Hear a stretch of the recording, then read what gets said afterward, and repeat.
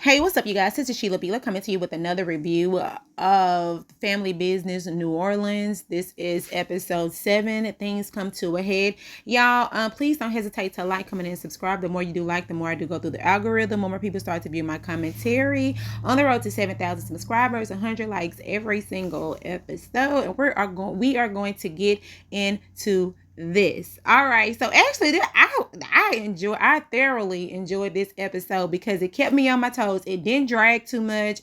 You know what I'm saying? It was like everybody was acting their butts off. Like this was, yeah, I like this episode because a lot of times with this series, it could get slow and then it's like they kind of draw it out.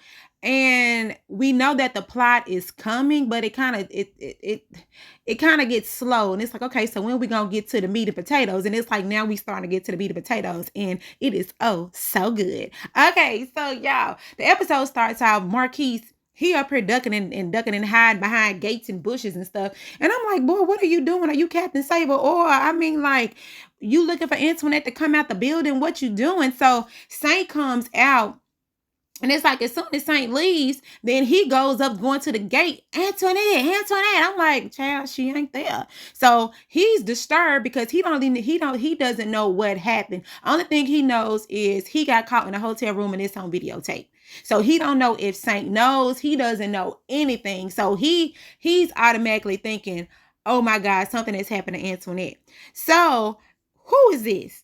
Who is this? Now, I did notice in this episode, it was a lot of flashbacks, and it was a lot of, you know what I'm saying? It was a lot of filling the gaps, right? So who is this? This is Gabriel and Big Shirley when I think it was 20 some years ago. They were young, they were fresh in their prime. This is the day, this is that night that Gabriel talks about over and over and over again when he lost his virginity to Big Shirley, right on his birthday. And he has been trying to relive that moment. And I'm sad to say, Gabriel, I don't know when this moment is gonna come, right? So, you know, he's telling her this is his first time, and she's just like, okay. And after they finish, child, after the fireworks explode, he talking about, I love you. I know I'll never have this night again, and there's all this other stuff.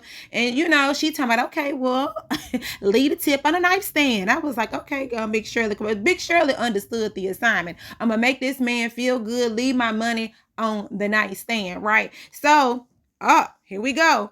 It is Gabriel's birthday in present time, right? And he's happy. So he's on his yacht, smoking on his cigar as he always does. And his assistant comes to him and gives him a little gift. And the gift is a box of condoms. Child, you should have just waited because you're not going to use them. Okay. But anyway, he's excited. He's happy because he is thinking he is going to get the ride of his life, literally and figuratively. All right. So now Chad Marquis is going through it. He is going through it. Curtis is like, you know, he normally does. He wants to fix breakfast for the family, but the family hasn't came down yet. And he looking at Marquis like, what is going on with you? And he said, man, Antoinette, I think Antoinette is dead. Saint killed her. Saint unalive Antoinette. He was like, what do you mean? How do you know? He said, because he went over there. She didn't answer the door. And he was calling the phone. And it was like going to, not, what was it, 30? If the phone goes to a disconnected number. So his whole thing is Antoinette has to be unalived, right? And Curtis is just like, you know, don't think like that. You don't know for certain. So we just gonna try to keep it cool until we really find out answers. All right. So now, you have Jean-Luc and his wife, you know, they done made sweet love, child. They back on good terms. And then after they done did the dude, Jean-Luc had to go and handle some business with Saint. So while Jean-Luc is about to handle some business with Saint, you have Marie. She gets on the phone, call her sister, and Raven is like, do I need the alibi for you? But Marie is just like, hey, I'm done with it. You know what I'm saying? I'm not going to be messing around with Curtis anymore. And I'm done. You know, now her husband is showing up for her. Why do you call this man Jean-Luc? Jean LeBlanc. He shows up and she's finally getting what she wants from her husband. But while Marie is on the phone with Raven, she gets a text message from Curtis. I think it said did they name him in her phone the lifeguard? Because they was talking about going for a swim and all this other mess. That's really the meetup place. When a woman cheat, she gonna cheat right. You hear me? Talking about lifeguard going for a swim. That ain't nothing but cold word. Meet me back up at the meet me at my house at such and such 30 so we can have a get it in session. That's all that is. Okay, you better cover up how you cover up. So mind you, while Maria is saying that she's not going to see Curtis anymore, they already set up the date. But she say they just gonna talk. So she can just go ahead and tell Curtis that it's gonna be over and done. But we'll see what happened a little bit later, right? All right, so now you got Jean LeBlanc. He's in the car with Saint. Saint over there looking all sad, depressed, like in misery, out of his mind. He don't know how to act, right? Okay, because mind you, he did just come back from I think it was from Miami, and they got the 35 keys. So they whole thing is now we got to get rid of these keys. So while they're in the car, Saint over there looking like he done lost his best friend, his wife. He did just lose his wife and everything, whatever. And so Jean is like, man, what's wrong with you? He was like, man, she gone. They have a flashback of that. So she's gone. She took the money, you know what I'm saying? And she ran because Jean made the statement, well, when the money run out, she'll be back. He was like, nah, she ain't gonna be good on money for a while. But the whole thing is, Saint is like, I don't care. She can have the money. I just want my wife back. And everybody blatantly tells Saint, man, your wife is a whore. She is a whore from the Himalaya. Like, for real. Like, let it go. I think you better let it go. He said there are two things you can do to get over your wife. Number one, go and get another one. Or number two, bury your work inside this money that we got coming through here. Okay, he said, I know you're not going to go jump up and down on nobody else, so you need to put your head in this work. We got 35 keys. We have to get packed, loaded, and shipped out on tonight. And he was like, you need to suck that up. You a Creston boy. No. I said, okay. I guess that's the talk that you have to give him. And mind you, he also told Saint that he got to go over there and meet Big Shirley. And Saint like, hold on, you got to go meet Miss Shirley, Big Shirley. Why you don't want me to come? He was like, nah, this just on some other stuff. They want to talk to me about some, I'll let you know if I need you, but right now it's good. So that made Saint think like, what you got going on behind my back? Saint, you do not have the thought capacity to even say or even feel like he's doing something behind your back when you've been doing stuff behind Jean LeBlanc's back this whole time. Talking about you the HNIC and you ain't. Anyway, so Jean told Saint he need to get his mind right and get this money. Okay. So now you have it where Jean comes up to Big Shirley's. And remember the whole agreement that they had is you produce the person that told you. You know what I'm saying? You produce them to me, unalived or alive, and I will give you the video footage. But he didn't come with nobody. He just told him Skunk was the one that said it. And then she said Skunk is a lie. He said no. Skunk said that he seen Marquis and he seen your brother haul him out and stuck him in the back of the car. And he was just like, she said, no, Skunk is a lie. And then they showed him the video footage, and the video footage did show. Oh my Jesus. Oh, I'm sorry, I got distracted. But the video footage did show Pierre leaving the Blues, walking out of there just like she said. All right, so they said, is everything good? Yes, everything is good. But mind you, they thinking that everything is good. They thinking that, okay, so he about to get ready to leave. But then he says, well, I got another thing of business that I need to handle with y'all. And they just like, what? And he said, well, your son over there has been sleeping. No. What they did first, he said he showed him the video. And she was like, what? Look at her face. She was like, what? You know what I'm saying? And hold on, y'all, real quick. Yeah. So he said, she was like, hold on, what? And then she looked at her son like, Marquis, didn't I tell you? And then Florida's like, let me see. And he like, nigga, I ought to kick your tail right now. Child, they didn't show Marquis the video. He was like, Mom, I'm sorry. I can explain. I can take care of it. No, you can't take care of it because this is what's going to happen. And right now, Jean has the upper hand. He says, I know you will do anything for your son, right? She was like, what you mean anything? And then he said pretty much he wants 20% of the blues. She was like, they laughing. You ain't finna get 20% of this blues. And then they go down to 15%. She said no. And so Floyd said 5%. And then John said 10%. So they thinking about it. And then Floyd said yes. And that made Big Shirley say yes. And the reason why they settle for 10% is because they know how Saint is when it comes to Antoinette. And Saint, he already done unalived somebody back over there at one of them other clubs. And so they know that Saint would literally come and unalive Marquis. So they're trying to protect Marquis at all costs, even if that means her giving up a piece of the blues, right? And so they said, and if something happens to Saint, then all the crazy boys, like, it's gonna be just one big war. So they just trying to have peace or whatever, and she agreed. So now this man owns 10% of the blues. Big Shirley, when I tell you Big Shirley's so mad, child, she just looking at her son like, I can't believe you got me in this. And also to guarantee Marquis's safety, this is the plan. Because they said you friends with the sheriff, right? But they cut it off. But I'm gonna go ahead and get into it. But to declare, to make sure that Marquis is safe, John is gonna pretty much snitch.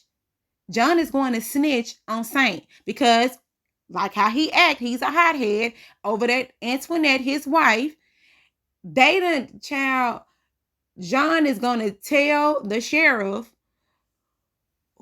who unalived the man, where the man body at, where the gun at, and everything. So he's selling out his own boy. He's to get 10% of the blues. That's what he doing. And they already know 10% gonna want to be the 15%. 15% gonna want to be 20%. It's gonna get bigger and bigger and bigger until he about on the blues. And Big Shirley, they can't have that. All right. So child, John come home. Marie. Child, Marie ain't there. So he calls her on the phone. And he was like, yeah, I got some news to tell you. I got some news. She was like, what? He said, it's happened. And she was like, for real? You did it. Yeah, he said, you 10% owner of the blues. And she was like, oh my God. Oh, that is so great. And he said, go and, he was saying, get the expensive dress. And they gonna go out and they gonna celebrate. She said, okay, child. She's saying all this while she over there in the bed with Curtis. I said, you better make sure that phone hung up. Because we don't need nobody listening in to what's being said over there with you and Curtis, right? So Marie got up and Marie said, yeah, I'm not gonna be doing this anymore. He was like, for real? She was like, yeah, I gotta go. Child, she left. Curtis over there just sitting on the bed, leave the money on the nightstand. All right, so now they're having a family meeting. Child, when I tell you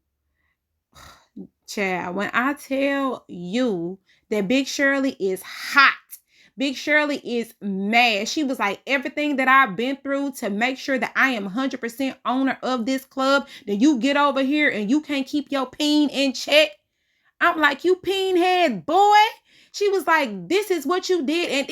And the audacity, but they agreed. They was like, well, you had to do what you had to do for your son. Marquis talking about, well, you didn't have to, you had a choice. I said, the audacity of you to sit up here and tell your mama that you had a choice. So you wouldn't mind being unalive, hunted down like a dog until they unalived you, because they weren't going to stop until it happened. So she had to do something. And when I tell you, Big Shirley was mad. Floyd got up and he went in, he got in Marquis' face and he was just like, after all that I've talked to you about, you would think that you would appreciate family, more than what you do. He said, but I know that it's in there somewhere, but you need to understand who we are pretty much and who this family is to you. because we're showing you what we are to you, but you have to figure out what you are to, hold on. We're showing you what you are to us, but you need to show us what we are to you, because at the end of the day, Big Shirley told Marquise the first time when she caught them in the house, quit messing with that girl, but he didn't. You know what I'm saying? And then he messed with her, got caught, and that cost your mama 10% of her business that she worked hard for. And she talked about how her daddy had lost 25% of it in a gambling game, and he was like, you acting just like your daddy, like you ain't like your granddaddy, you ain't thinking. Like, she was just going off on him, and she was crying. She was like, I worked too hard. And she's like, get the F out of my office. And I don't blame. He said, Mama, I can make it up. Mama, I can make it up. I'm like, how are you gonna make it up? Somebody tell me what you gonna do to make it up. It seems like everybody around here is pretty much cleaning up your mess. Pretty much, because I ain't seen Marquise do nothing but get himself into trouble and somebody else clean it up. So he need to go ahead and step up like the man that he think that he is. Well, he did do that one good thing and went and got the other family to come down and help. So that was good. But still, you still got somebody help cleaning up your mess. Well, I guess it was, well, that wasn't really their mess, but y'all. Anyway, this is his mess. All right. So now, child. So you have Larry Duncan and his crew at the restaurant, and you know that he ordering whatever he ordering. Right directly behind him is Saint and some Crescent boys. Child, they said that, you know, they gonna go and they gonna, chop down his dope, the keys or whatever. And yeah, and I'm gonna pay y'all $5,000-$10,000 to go unalive Marquise Duncan. Child, when they heard Marquise, they heard who? When I tell you them, they got quiet. Larry and them got quiet, and they just listen. So y'all think, to me, yeah, I don't like them no way. Yep. And then they come to find out the one of the Crescent boys that was with Prince had showed Marquise the tape. Excuse me, had showed Saint the tape. So Saint know what happened. So that's why he trying to go and unalive Marquise. But the boys was like, why you want to do this yourself? This all got something to do. This is all you. This ain't got nothing to do with us, pretty much. But he was just like, well, I got other business I got to take care of. So I guess he trying to keep his hands clean off of this one. But yeah, that's crazy. But I just like how they just overheard it and they had it set up the way they had it set up, because they don't need. And then that's the thing that I've learned too.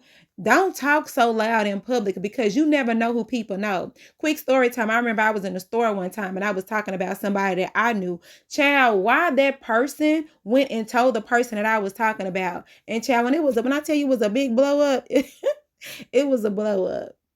But it was cool because, child, anyway. But yeah, that taught me too. Like, don't even say names while you in public. None of that stuff, because you never know who. Yeah. So, but when the Crescent boys, when they had got up, they had washed their faces, they washed their mannerisms, and they said, check please, and they followed them everywhere that they went. And child, yes. All right, so now you have Gabriel coming up to the Big Shirley's home with his flowers, thinking he finna have this date that he had 20 some odd years ago. When he comes to that gate, the police, the sheriff lady comes up. Gabriel, you have a protective order against a protective order against. Well, Big Shirley has a protective order against you. You are not to come 25, 50 feet in her presence of her area. Child, while they not right, putting him up against that gate, Big Shirley and them come out and all that stuff, just looking at him. And he was like, do you know who I am? Do you know who I am? I was like, who are you? I know you rich, but who are you? And now I'm just starting to think, like, what is his purpose? Like, what is his purpose on this show other than harassing Big Shirley? Like, what is his purpose? He was like, oh, he gonna have a date on his birthday. Baby, you finna have a date down there to the jailhouse. And I know you rich, so somebody will come get you real quick, because we don't know who you are, but the person that's gonna call you to bail you out do. But anyway, I was just like, what really is his purpose? And how many times is Big Shirley just going to keep locking this man up? Or how many times is Big Shirley going to keep ignoring this man advances without really deep diving into who this man really is? I would have thought on the first encounter with him, she would have did a background check to see who this man really is. Because the way he be running around here talking about, you don't know who I am. You don't know who I am. I was like, who are you? All right, anyway. So now you have Lauren and Prince. They over there kissing, child. Kissing, right? Then they get the phone call. Well, Prince get the phone call from Saint. And Saint is really pretty much letting him know that he saw the video of Marquis. And the one thing I can say about Prince, because I was listening, I thought that he was going to say Marquis' name, but he didn't. You know, he was just pretty much talking like, man, your girl is a whore. You know, everybody, child. When I tell you everybody in this show today, in this episode, and call Saint wife of oil, I'm like, I don't know what you still mad about it for, because everybody know it seems like but you, and then you know you just want to turn the other, you want to just turn the other cheek, and the other cheek, and the other cheek, child. Anyway, so he was like, man, you need to let that go. Then he said John John and I said, you need to let that go because this girl ain't doing nothing for you. Now, if you was really, a wife ain't supposed to do you like that. A wife is supposed to lift you up. A wife is supposed to, you know, show you how to be better. A wife is supposed to, and while he talking about what a wife is supposed to do, he back there looking at Lauren over there smile like, ooh, he gonna be my man. So, but, and then Saint was like, hold on, John knew? He was like, yeah, but he was just trying to, you know, get your head up out of it or whatever. And so he was pretty much saying he'll end up talking to him later or whatever. Whoop. So he gets off the phone, and when they get off the phone, Sheriff, she doing her job. Sheriff pulls up on him. Saint, yeah, we taking you down to the jailhouse because we found out that you are a person of interest, or you murdered, or you unalive such and such, and the gun is such and such, and they pulled him out the such and such, and you know, child, everything, and it's pinned on Saint, and it looks like Saint ain't finna get out of jail no time soon. So he automatically thinking like, oh my God, how did they know all this? Somebody had to have snitched. So maybe he finna put 2 and 2 together or whatever. All right, so now you got Big Shirley over here sitting outside the Blues, and child, she is drunk. She over here drinking this Crown Royal, and she drinking and talking to the Blues Club, talking to the Blues Casino, saying like, oh yeah, 100 years, and I was a oil from way back. People said I wasn't gonna never be nothing but an oil, but I done rose up, and I done, you know, got 100% ownership. Private casino, the only private casino down there in New Orleans. You know, she just talking her talk, right, about how far she has come. And so while she's over there talking, then Marquis comes up, and he's just like, hey mama, and he just pretty much apologizing, and she's just trying to tell Marquis like everything that's at stake, you know, everything that she will be losing, just all of this stuff. He just letting her know, she's letting Marquis know, yeah, it's 10%, but that 10% is not going to stop until, you know, John tries to own the whole Blues, and she's not about to let that happen or whatever. And so he brings up something that happened when he was a kid. It was a rug, and he covered up the rug with another rug, and then the mama said, don't never be afraid or scared to tell me anything and all that other stuff. So he just said he not afraid no more. I was like, well, I mean, you ain't got no choice. You got to face the music. And now that he knows that Saint in jail, of course you ain't sad no more, scared no more, because the main person that was out to get you was in jail. And you know what I'm saying, the homeboy, his best friend, his so-called brother, is the one that ratted him out. And Shirley was like, what you think he'll do to me? He did that to his own brother, so-called quote-unquote brother. Child, I guess what they say, ain't no honor amongst thieves. It ain't. But Marquis said he gonna take care of it. And so now Prince is calling his homeboy. He was like, why did you tell Saint? You know what I'm saying? Why did you tell Saint that, you know, about the video? He was like, yeah, man, the flashback. It goes to a flashback again where the homeboy is telling Saint or whatever, showing him the video and all that other stuff, right? And he was just like, yeah, I mean, he needed to know about his wife and all that other stuff. So while they're having a conversation on the phone on one of the Crescent boys' side, it's a bunch of laughing. So one of the Crescent boy on the phone is just like, man, I just heard some old creepy laughing, right? And then he said, somebody must be over here playing a joke. And then all of a sudden the lights go out. And he was like, what's going on over? You know, whatever. Everybody is starting to get panicked. And all of a sudden it's like, pow, pow, pow, pow, pow, pow, pow, pow, pow, pow, pow, pow, pow, pow. And Prince is on the other line like, what's going on? Hey, yeah, What? Nobody's saying nothing, right? So now you got child Larry Duncan picks that phone up and he's just like, oh, such and such is he's dead in the MF. I said, I know that's right. I know that's right. You're not about to come from my family and think that it's gonna be cool. You know what I'm saying? He was like, they dead, all your friends dead, pretty much. And so, and child Prince is just like, what? Oh my God, what? Ah! You know, they do that scream. But I was like, you know what? This episode was really, really good because of the simple fact that it wasn't, like I said, it wasn't dragging. It was getting to the point. This, like, they're moving the storyline forward. Like they said, things come to a head. And it was so funny. It's ironic how Jean is sitting over here talking about Saint's wife when John, your wife ain't no better. You know what I'm saying? Your wife doing the same thing Antoinette doing. She may not be doing it with a whole bunch of different men, but she's still out there cheating and creeping on you while you over here professing your love. You know what I'm saying? And all that. So when you find out, I want you to remember how you didn't give a care about Saint's feelings when your feelings end up getting hurt next.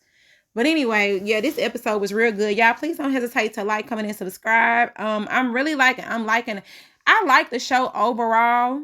It's cool. But anyway, yeah, this is Sheila. Be like, comment, and subscribe. Let me know what y'all think. Bye.